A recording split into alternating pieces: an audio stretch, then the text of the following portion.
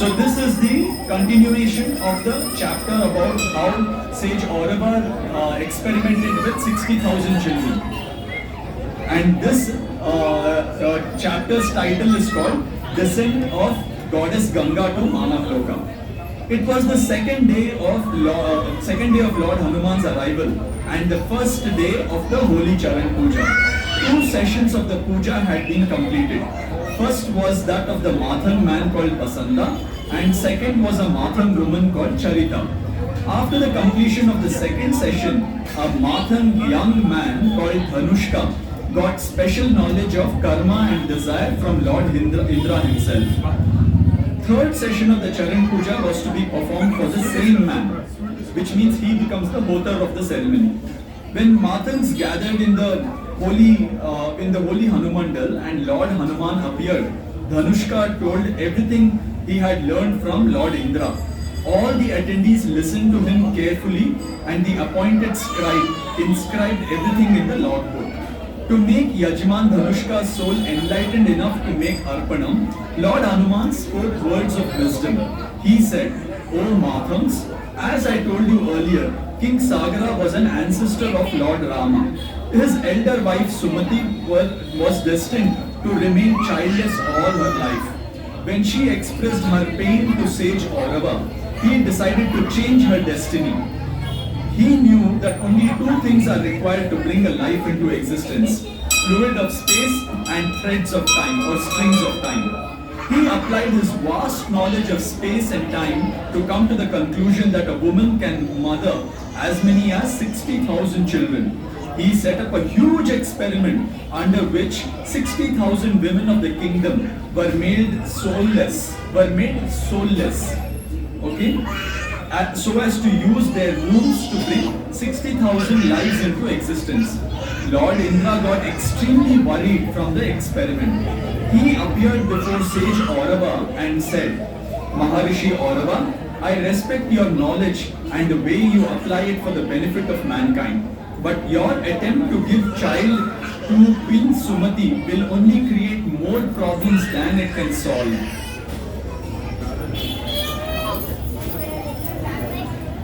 So, with the help of your knowledge of space and time, you can create the bodies of Queen Sumati's 60,000 children.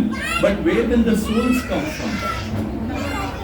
It needs a soul to make it conscious. As you can see, not even a single soul is destined to be the child of Queen Sumati. Then who will occupy the 60,000 bodies you are attempting to create? You can come in front of you. We'll give space. Sage Aurava knew that Lord Indra was hinting towards, and he replied, "O King of Gods, I understand that no soul is destined to be the child of Queen Sumati. Therefore, only the cursed souls, which are Surras and Asurrahs, shall occupy the bodies I am going to create. My purpose is only to give pleasure of motherhood to my disciple Queen Sumati. I am not concerned with anything else at this point of time." See, when you are short-sighted, it results in so many problems. Lord Indra said promptly, "Maharishi Aurava, you know very well that Suras don't like being caged in a body. They move from bodies to bodies, like in Satyuga, right?" So for those who didn't know, in Satyuga, at the end of the Kalpa and the new Kalpa came, Satyuga began. In the Satyuga, there were only bodies. So how does one Kalpa end? When Lord Shiva tells Mahavishnu that it is time, and Lord Shiva is there in every atom and it melts, and then it is recreated again. Okay? So when this new Kalpa comes, those souls who have positive karmic balance, they become the Suras, and those who have negative karmic balance become the Asurrahs. So that's the reason why are we having this session and giving this Brahma Vidya to everybody, is because we feel that the end is near.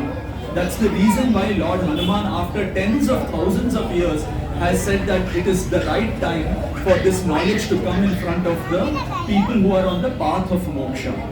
So we don't want to be suras or asuras, because what will happen then, you will be cursed to keep the suras will keep experiencing positive emotions by getting into the bodies of those who are experiencing positive emotions, and the asuras will keep experiencing negative emotions by getting into the bodies of those who want to experience negative emotions. So today, if you are feeling anything positive, please understand that you are under the influence of a sura.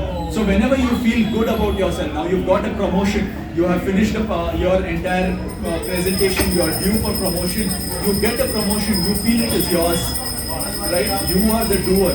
But what happens in this is that a sura hijacks your body, feels that positivity, and he leaves your body.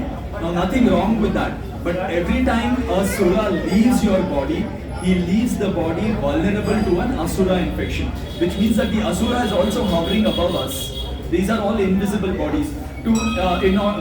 Just for one moment of lapse, so that he can get into the body and feel the negative emotion. So negative emotions can be in terms of guilt. This is the most powerful negative emotion, one of guilt. If you feel guilty that you're not spending enough time with your child, what do? You tolerate his tantrums and say if he wants an ice cream, yes, get him an ice cream. But in doing that inadvertently, you are actually causing a harm to the child. So guilt, if there is any guilt, Lord Hanuman says, please offer it at my feet and forget about it. If there are, then you know all the other negative emotions of greed, lust, power, hunger. All of that is separate. But guilt is the foremost negative emotion that asuras use to manipulate us. So at this time, what happens is during the time of Satyuga, there were only bodies. There were no souls in them. The first soul came in the form of Manu. Okay, but before that, there were only bodies, and they were going about their work. But when these suras would come and change the bodies from one body to another. Somebody wanted to experience fatherhood, he'll come into a father's body. Somebody wants to experience a baby, he'll go into a baby's body. So suras don't like being caged in one body. So that's why they say when you feel positive, when you feel a positive emotion, a happy emotion, please be aware that sura will leave you and go. He will not be in your body all the time. But who will be in your body all the time? The asura. He will continuously, so in order to get that one positive feeling, right? Human beings do so many things. They take drugs, they are addicted to thrill, they are addicted to so many things. Why? Because the suras they will always feel it momentary joy and they will leave you and go. So remember this always. That's why they say sanyamata, balance of life, balance of emotion. It's very, very important that we have balance of emotion, because then we are vulnerable to neither a sura attack nor an asura attack. That is the real reason to have nishkamata. Lord Krishna advises for nishkama karma. But nishkama doesn't mean that you are detached, but nishkama means you are balanced.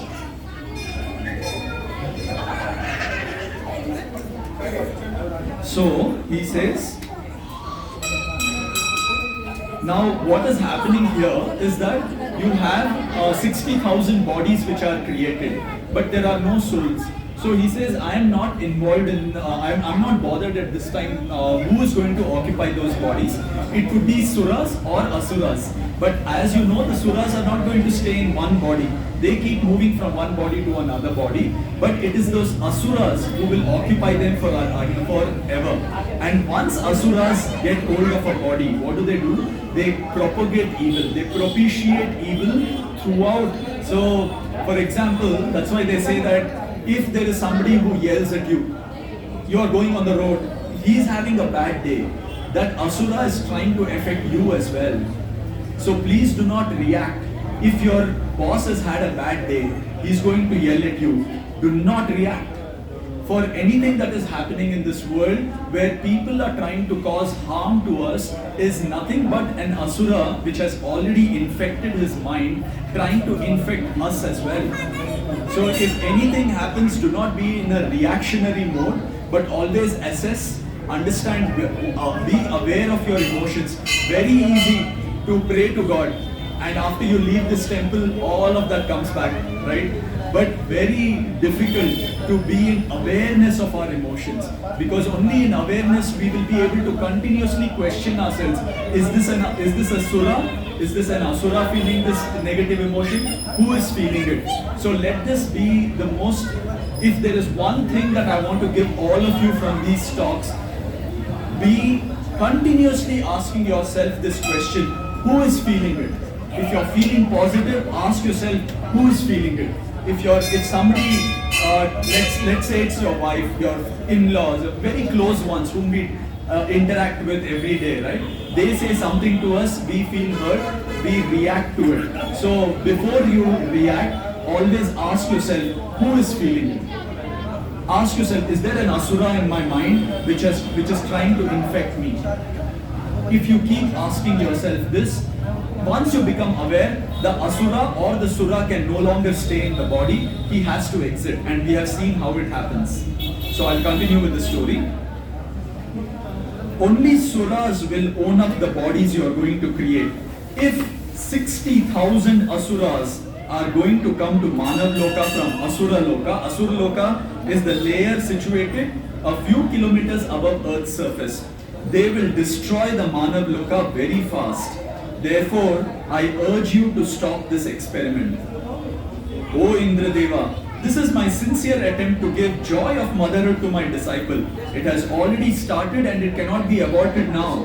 However, I will pray to Lord Brahma so that he may create waves in Mukti Sagara to bring out 60,000 souls from there.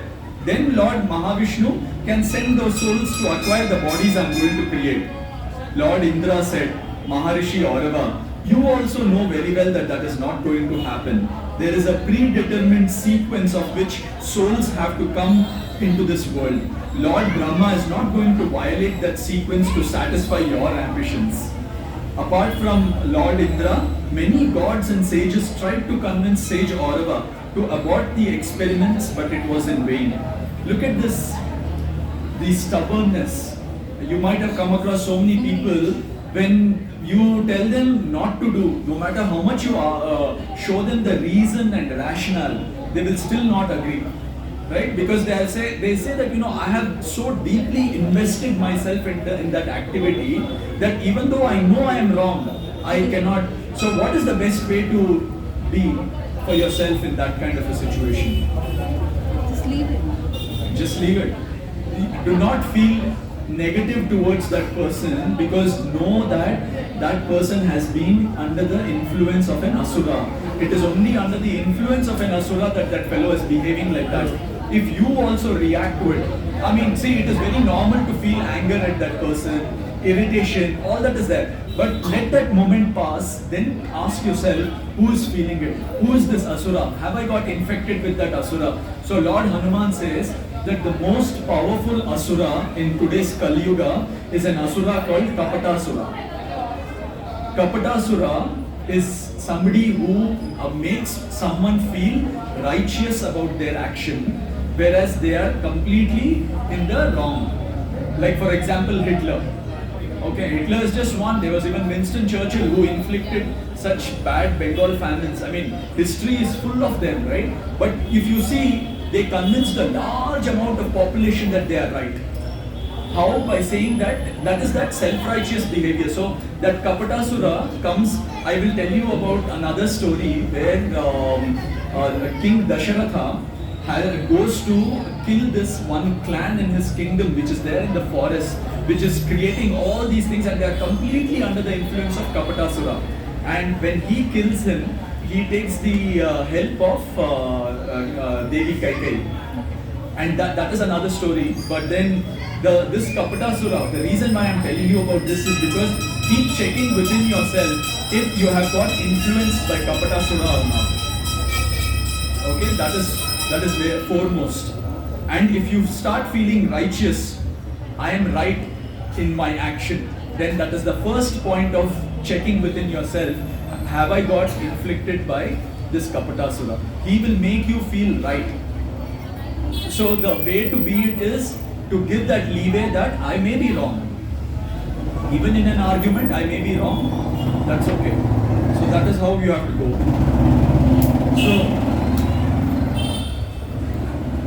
finally, the worst fears of Lord Indra came true when the 60,000 bodies given birth by sage Aurava got owned by the Asuras. The 60,000 children of King Sagara and Queen Sumati were all Asuras. As they grew older, they started exhibiting their evil character. By the time they became adults, all citizens of King Sagara's kingdom were traumatized by their evil nature. Now sage Aurava realized his mistake. What's the use? He consulted the sage Kapila regarding this and made a plan with the help of Lord Indra to get rid of the Asuras. At that time, King Sagara was performing the Ashwamedha Yajna. In this Yajna, a king would set a horse free so that it could roam wherever it wants. Those who let the horse pass through their property accept the king as the ruler.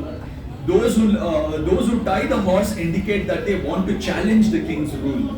As per the plan, King Sagara's Yajna horse reached the hermitage of sage Kapila. When the king's 60,000 sons reached sage Kapila's ashram, they found the horse sleeping there, though it was not tied. They tried to wake up the horse, but all their efforts went in vain. They turned to the meditating sage Kapila and said arrogantly, "Oh ugly woodsman." We see that happening, right? You see, one of the foremost indications or signs of infection of an Asura is that when an Asura sees a holy man, he is not able to connect with the holiness and he instead insults him. Oh ugly woodsman, what kind of grass have you grown in your hermitage that our horse has fallen asleep so deeply? You have not tied the horse, which means you have no intent to challenge the king's rule. Tell us the remedy to wake up the horse or ready to be killed. When sage Kapila did not wake up from his meditation, the 60,000 Asuras started vandalizing his hermitage. They poked his body disrespectfully with the tip of their arrows. Finally, sage Kapila woke up from meditation. He was very calm. Though he was bleeding everywhere, he was very calm. He looked around and saw that his hermitage was completely vandalized. Still, he remained calm and smiled at the Asuras. Then he went near the horse and started inspecting it. After close observation of the horse, he said, "Oh, the ignorant ones, the horse is not sleeping. It has been abducted and taken to Patal-loka. Only its body is here. Its soul has been taken to Patala." So we know about this from the previous chapter, how Ravana had planned the grand illusion, which is called Mahamaya, of abducting the souls of King Rama and Lakshmana to Patal-loka. It is there on YouTube channel, our channel that is there. You can go back and refer to that. So it is the same way. So usually the path to take a soul to Patal-loka is through the dream. So when you sleep, you dream, and the dream opens a portal for your soul to go to Swapna-loka. Instead of going to Swapna-loka, it is taken to Patal-loka. And in Patal-loka, it occupies a body. Only its body is here and its soul has been taken to Patala. How dare people of Patala abduct our Yajna horse? How dare they challenge our rule? So it was a very predictable behavior. We declare war against the people of Patala. The leader of the 60,000 Asuras shouted. Yes, war against Patala. All other Asuras shouted in one voice. Sage Kapila advised, "Oh, the ignorant ones, the Ashwamedha Yajna of King Sagara is only for territories on the Maanavloka. He has no ambition to rule the Patal-loka. Therefore, consult your father before declaring war on Patal-loka. I can mediate between King Sagara and people of Patala to bring the horse home." See, why does he do this? Because it should not be accused in the history it was a trick. So there will always be. That is why Sri Krishna, even though he knows that this is the destiny, he still goes back to Kauravas with a peace deal, so that the history doesn't say that it was something that was forced on tricked upon them. So they still offered to mediate. Asurrahs said arrogantly, King Sagara, that old senile man, need not be consulted on this. What is the future of this kingdom? We have the full authority to wage war on anyone who challenges our rule. Look at the arrogance. Sage Kapila humbly asked, oh the ignorant ones, do you even know how to go to Patala? If you do not even know the path of the battlefield, how will you win the war? Oh ugly woodsman, if you want your life to be spared, send us to Patala. So the Asurrahs said, the Asurrahs had asked Sage Kapila to only send them to Pataloka. Their ignorance and arrogance didn't let them ask him to bring them back to. See how predictable their behavior is. They knew this is how they will react. Right? He took over their minds at once as per their desire and directed their soul to Pataloka through a one-way path. They went to Patala and got trapped. This way, Sage Kapila, Aurava and Lord Indra took advantage of ignorance and arrogance of Asurrahs to trap them. Now there were 60,000 soulless bodies in the hermitage of Sage Kapila.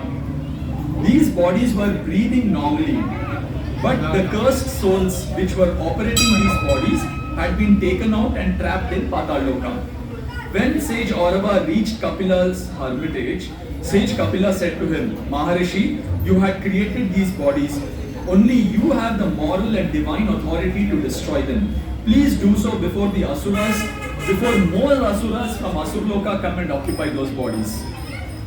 The horse had woken up now as Sage Kapila had brought back its soul. He set the horse free and walked out of his hermitage with his disciples. Sage Aurava torched the hermitage and walked out. Within few minutes, the fire spread in the entire hermitage. Crops of wheat in the fields of the hermitage burned down to ashes. Same thing happened with the 60,000 bodies. Sage Aurava informed King Sagara about the 60,000 sons. Next morning, the entire kingdom got the news that the 60,000 sons of King Sagara earned the wrath of Sage Kapila. They were then burnt to ashes by the meditative powers of Sage Kapila. All the citizens of the kingdom were relieved to hear this news. Evil is infectious. The evil nature of 60,000 Asuras were not limited to themselves. Now it had spread to the other people in the kingdom as well and had taken the form of an epidemic. That's the reason why in Kali Yuga we are seeing that a lot of things are happening very, very quickly. That evil is spreading very fast. You can see whatever is happening in India and everywhere in the places, right? Riots that are going on, a lot of things of rapes, murders, and greed, and just inherent destruction. Selfishly, human beings destroying, just today I was reading that we have pumped out so much of groundwater that the Earth's axis has shifted by a few centimeters. Because the groundwater is not renewing itself, so all the groundwater has moved towards the ocean water. So a lot of things that are happening which is accelerating our path towards the final destination of destruction. So all the citizens of the kingdom were relieved to hear this news. Now the evil is infectious, it had taken the form of an epidemic. Therefore, the problem was not entirely over. Now the challenge was to root out the infection of evil from the hearts and minds and the karma of every citizen of the kingdom. To root out evil from his kingdom, King Sagara made strict laws. Severe punishment was decided for the smallest of crimes. One day, after a long court hearing, King Sagara was looking disturbed. For peace of mind, he went to meet his Guru Aurava. Expressing the reason of his disturbance, he said, Gurudev, today a prisoner was brought to my court. He was accused of brutally beating a dog with a stick. I punished him with rigorous life imprisonment. I feel that I have given him much more punishment than he deserved. I am doing this kind of injustice every day. My peace of mind has been lost. Please guide me. So Sage Aurava replied, O king, as per the laws made by you, there is only one punishment for every crime, which is imprisonment. But as per the laws of the Trideva, there is different punishment for different crimes. For example, the person who tortured the dog will be punished in terms of starvation. In your prisons, there is ample food. There is no chance of starvation. Therefore, he will face starvation in his next birth. In order to punish him, the universe will create a situation of starvation wherever he takes birth. Maybe his crop will catch fire or will be stolen. When he faces starvation, he may try to steal the food. When he may even kill someone to get that food. This way, the evil act done by him will result in more evil acts. And this process will go on till the end of this world. Once an evil act has been committed, it spreads in the world until the soul who initiated this evil act gets enlightenment and finally goes away from the world. King Sagara said, Gurudev, the evil in my kingdom was started by the Asurrahs. How can they attain enlightenment? They are the cursed souls. They have to be in this world till the end. Not only your kingdom, every evil in this world is started by the Asurrahs only. The infection of evil spreads to other souls from the Asurrahs only. This is how the world cycle is designed. At the end of this world, Lord Kalki will liberate those Asuras and send them back to Mukti Sagara. Only then will the evil end. Satyuga will restart. But new souls will get the curse of Lord Kalki and new Suras and Asuras will come into existence and the same thing will happen again.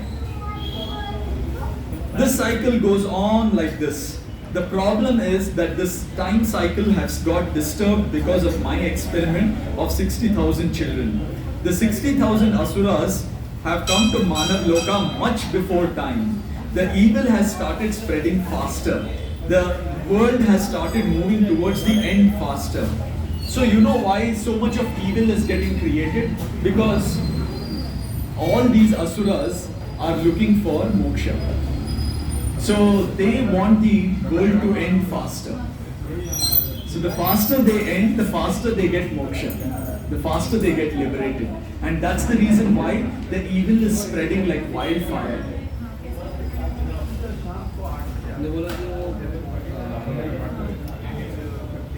Starving का कुछ है वो बताएगा आपने starvation होगा अगर उसने वो कुत्ते को पीटा में आके फिर वो कुछ और क्राइम करेगा वो स्टार्वेशन से बचने तो फिर वो क्लियर कैसे होगा वो होगा ही नहीं वो क्लियर तभी होगा वो एक साइकिल रहता है कि ये होता रहता है तो एक ईविल एक जो बुरा कार्य है ना उसका जो उसने किया वो 10 लोगों को इन्फेक्ट करेगा 10 लोगों से हजार से 1 लाख ऐसे जाता रहेगा जब तक वही मैं बोलूंगा ना कि not only your kingdom, the infection of evil spreads to other souls also. This is the way the world is designed. At the end of the world, Lord Kalki will liberate these Asuras and send them back to Mukti Sagara. Then only will the evil end. You look at the entire history of time, till the time we know it. I mean, apparently they say that when when goddess Chamundi or Kali, when she killed Mahishasura, you know how old it is? How long it was? How old it is? How old it was? It is 2 billion years old. So what we celebrate here as Durga's this thing Navaratri is 2 billion years old. We have been celebrating, so that is why this is an ancient civilization, they say, no? Sanatana Dharma. 2 billion years old and it is still continuing to this day. Though it has lost its significance, but it is continuing in some form even to this day. So that is why they say, even at जब से सतयुग का अंत हुआ, जब से त्रेता युग शुरू हुआ, तब से मानवलोक में ये ईविल होता आ रहा है. इसका कोई अंत ही नहीं है. तब होगा जब इस कल्प का अंत हो जाएगा. So sage Aurava said, then King Sagara asked, then what is the way out, Gurudeva? Is it possible to send these Asuras back to Asurloka? Sage Kapila and I have trapped these Asuras in Patal-loka. It is as good as trapping them in Asur-loka. The problem is that the evil spread by them is still here. Things will get normal only when the evil deeds done by them also get washed. We have been pondering over the problem for quite some time. Our only hope is Shivaloka, the realm of Lord Shiva. In Shivaloka, everything becomes neutral, be it good or evil. I will read one more story. There is one more story in this entire chapters about how sage Vishwamitra advises Rama and Lakshmana about Shivaloka, the Shiv Yoga. Shiv Yoga is about remaining balanced, neutral. Whether it is pain or it is pleasure, you remain neutral. So that is that I will read in that chapter how Vishwamitra shows Shiv Yoga should be performed. It is every minute that we have to keep performing Shiv Yoga, which is to remain neutral.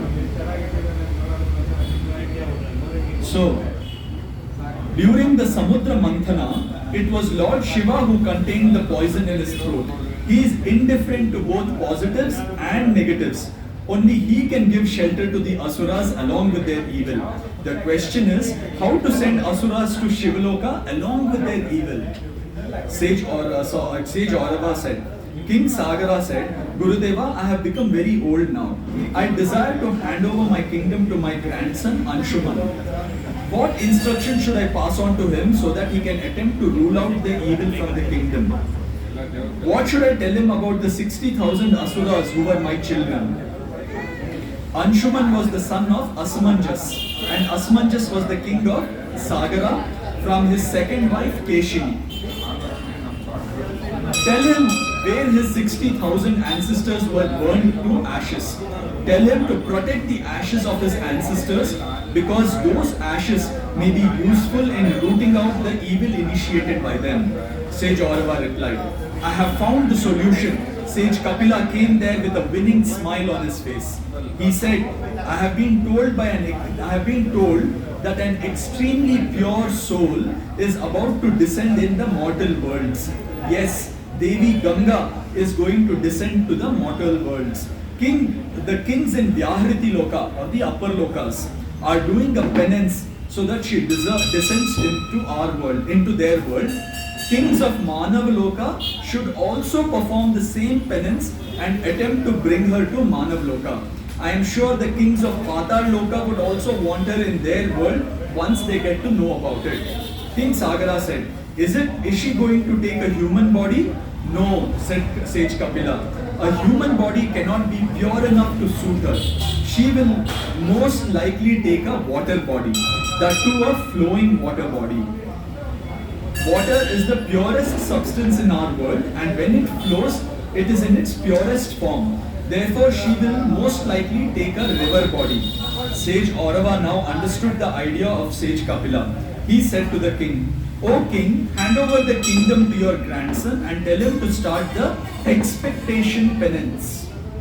When a woman conceives a child, she does the expectation penance for 9 months. Then only a soul comes into the body conceived by her. Similarly, to bring down the soul of Ganga here, the king needs to do expectation penance.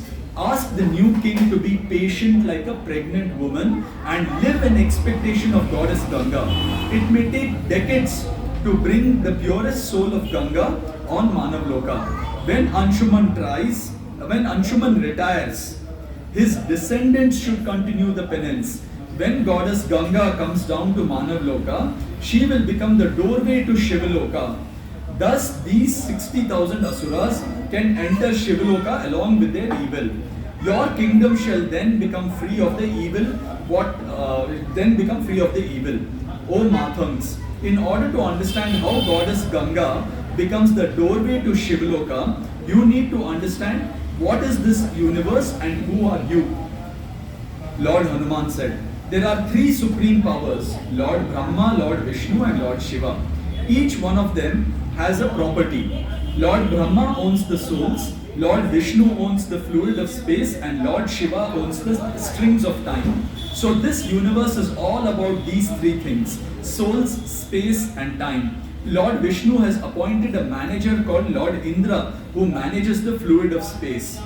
Similarly, Lord Shiva has appointed a manager called Kaladeva, who manages the threads of time. Lord Brahma handles the soul himself. He hasn't appointed a manager. In fact, it moves automatically as per the rules of karma and desire. As I have told you earlier, a life comes into existence when a soul sits on the threads of time and fluid of space falls on these threads. 7 threads of time are required to start a life. When goddess Ganga came to know that the kings of Yahriti Loka, Maanavloka and Loka were doing the penance to bring her to their respective worlds, she expressed desire to be in all 3 worlds at the same time. All the 3 worlds have different time zones. We have learned that, right? Therefore, it was impossible to be in all the 3 worlds at the same time. Lord Vishnu told her, Devi, in order to be in the mortal worlds, one must sit on the threads of time. In all these worlds, there are 3 different belts of time. So you can be only in one world at one time. Goddess Ganga said, Prabhu, I have no desire of my own. So remember, we have learned about this, right? How does a soul come into this world? Only when it expresses a desire. But it is only desire is not enough. It is also the karma of the person. I may desire to be a very wealthy, like say born to Mukesh Ambani, but my karma may not support it. We may have so many desires in this world, but we have not earned the worthy karma of it.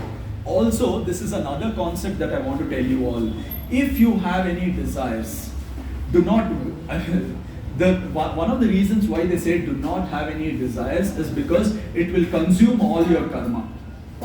Let's say somebody wants to be a very wealthy person or whatever it is. Your desires could be very, very different, right? Somebody says, I want to make my parents proud. Somebody says, I want to make my parents proud by having a car and a house and settling abroad and all those things. All these things are your desires. Now, in order to fulfill these desires, you are going to do the expectation penance, which means you will work hard for it and you will put all your expectations for the outcome to happen. When you do that, what do? You dip into your reservoir of karmas. So that is why they say, do not have any desires. If you have desires, it will not. If you want to, let's say, express a desire, you cannot be without a desire, right? There are many desires which are placed on us.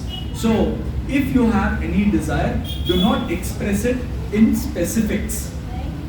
Just make an open desire, because it may come to you in this birth or in the next birth, or it may take 10 more births. I'll tell you a small story in this regard. When Dhritarashtra asked Sri Krishna, saying, after the Mahabharata war, saying, look at all my 100 sons who have died in front of my eyes, and I had to perform the last rites. How unfortunate I am. What kind of karma made me do this? So that's when Sri Krishna says that you were a hunter 10 lives ago, and there you were hunting a bird. Now the father bird, when being chased by you, it flew away. And it flew away from your hands and escaped. But you were so enraged that you killed 100 chicks. And the 100 live chicks. And the father bird was sitting on the other branch watching you kill them.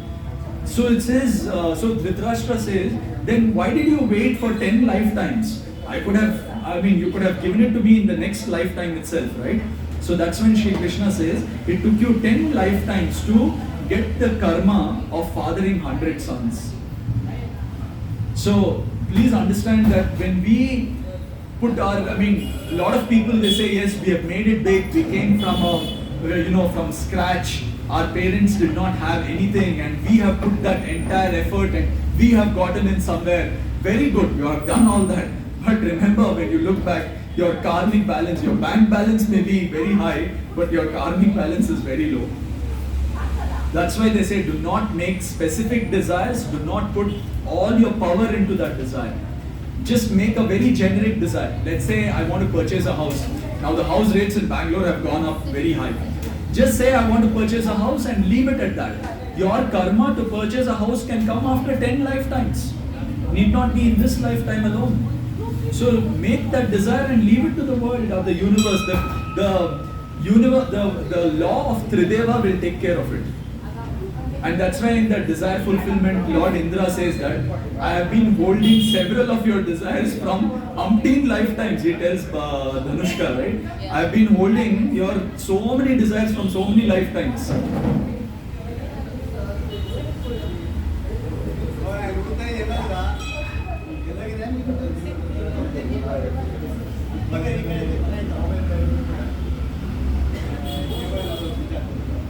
Prabhu, Lord Goddess Ganga said, Prabhu, I have no desire of my own. People of these three worlds desire to have me in their respective worlds.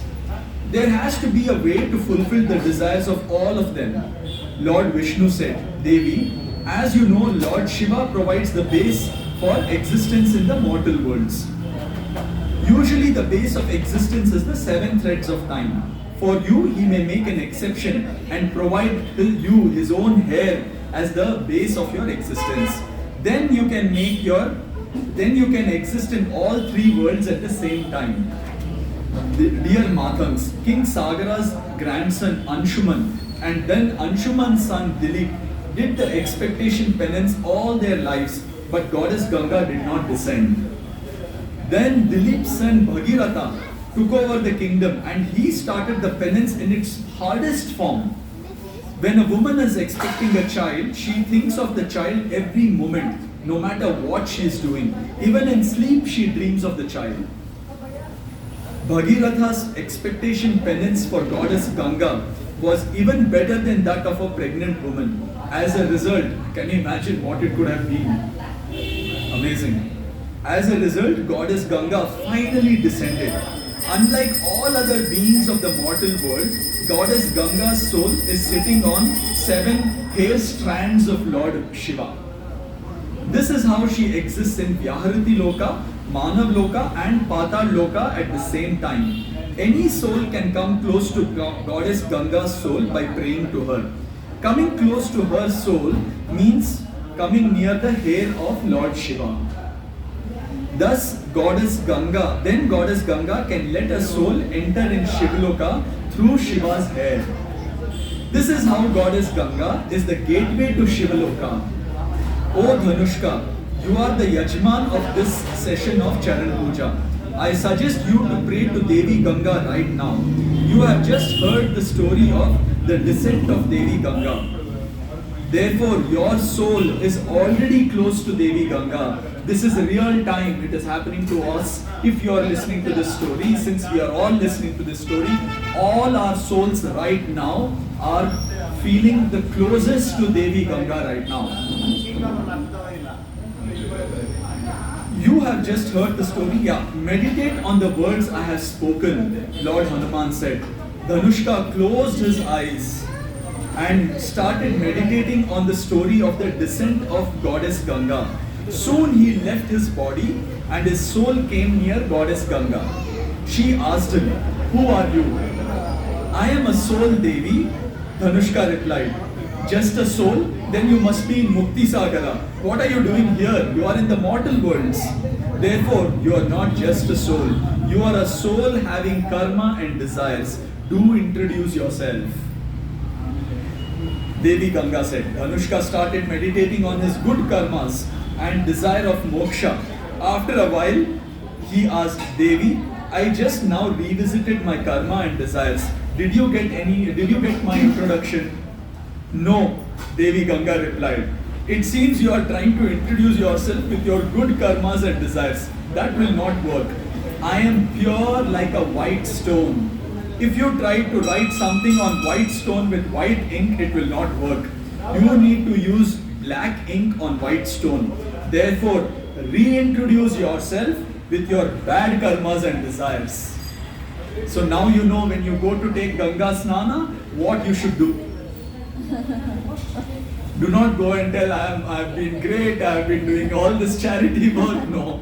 Go and talk. When you take a Ganga Snana, you are closest to Lord Goddess Ganga. Talk about all your bad karmas and your bad desires. Devi Ganga said, "Oh soul, now I can see your identity clearly. You can enter Shivaloka if you desire so. Now Dhanushka's soul had entered Shivaloka. On the other hand, in Hanumandal, the Mathangs were watching his body curiously. His body was looking like that of a meditating sage. The author of the session of puja was Urva. Let us express our gratitude to Urva, Basanta, Charita and everybody in this who's the Mathang tribe. Because without them we wouldn't have got this. He asked Lord Hanuman, Prabhu, is it certain that his soul will return back? What if his soul remains in Shivaloka forever? Lord Hanuman replied, O Bothar, his soul has taken only bad karmas and desires to Shivaloka. His good karmas and desires are still here in Maanavloka. They will automatically pull the soul back. After a while, Dhanushka's soul returned back in his body. Lord Hanuman said, O Dhanushka, you have transferred many of your bad karmas and desires to Shivaloka simply by meditating and praying to Devi Ganga. You have purified yourself. O Mathangs, do you now understand how Goddess Ganga acts as a purifier of our karmas? Dhanushka replied, O Lord, I went to Shivaloka just now. It was indeed a purifying experience. Please tell, how did Goddess Ganga send 60,000 Asurrahs and their evil karmas to Shivaloka?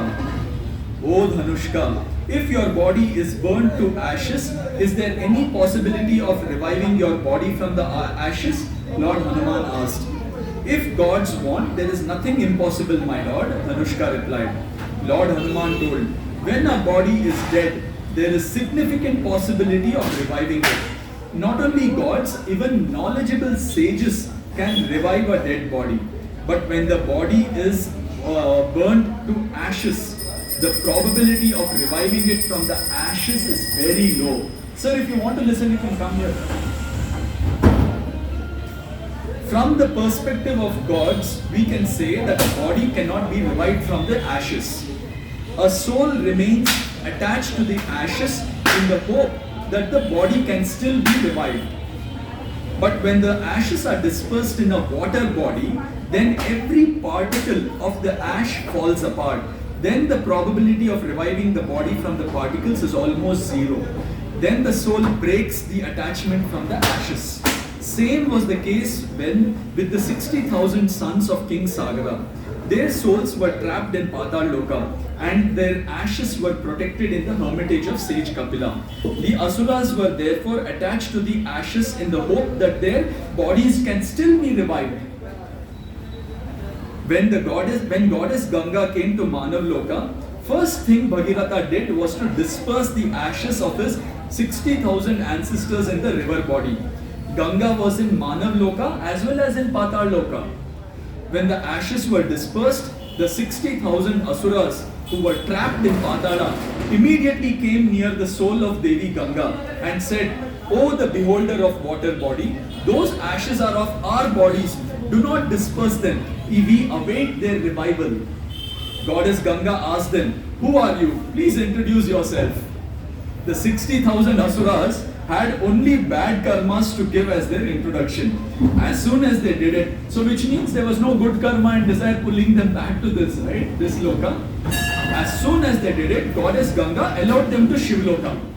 As they entered Shivaloka, along with all the evil that had spread through their 60,000 bodies, they were trapped in Shivaloka. So that's it. This way, King Bhagirath got rid of all the evil which had taken the form of an epidemic in his kingdom by now. Thus, the mistake done by sage Aurava was undone. O Mathangs, I have thus told you the story of the descent of Goddess Ganga. Whoever listens to this story comes close to Goddess Ganga and gets their karmas purified, which includes all of us here right now. Please understand that whenever we listen to this story, Lord Hanuman has said that it is a real-time experience, which means that as Lord Hanuman told the Mathangs, so it is being told to us. When Lord Hanuman finished the discourse of supreme knowledge, Baba Mathan started the proceedings of Arpanam for the soul of Yajman Dhanushka. It needs to be clarified here that there are infinite number of worlds which above us are collectively called Vyahriti Lokas. Similarly, there are infinite number of worlds below us which are collectively called Patal Loka. But only 7 Vyahriti Lokas and 7 Patal Lokas can influence our Maanavloka. So effectively, we say that there are only 7 Vyahritis and 7 Patalas. So in this chapter, the Vyahriti word is used for the upper world which is immediately above us, and the Patala word is used for the lower world which is immediately below us. Thus ends this chapter. Interesting था. Very interesting. So now that we are all feeling close to Goddess Ganga, let us meditate for a few minutes and introduce ourselves to Goddess Ganga through all the bad karmas and all the bad desires that we have had so far, so that we transmit all that to Shivloka.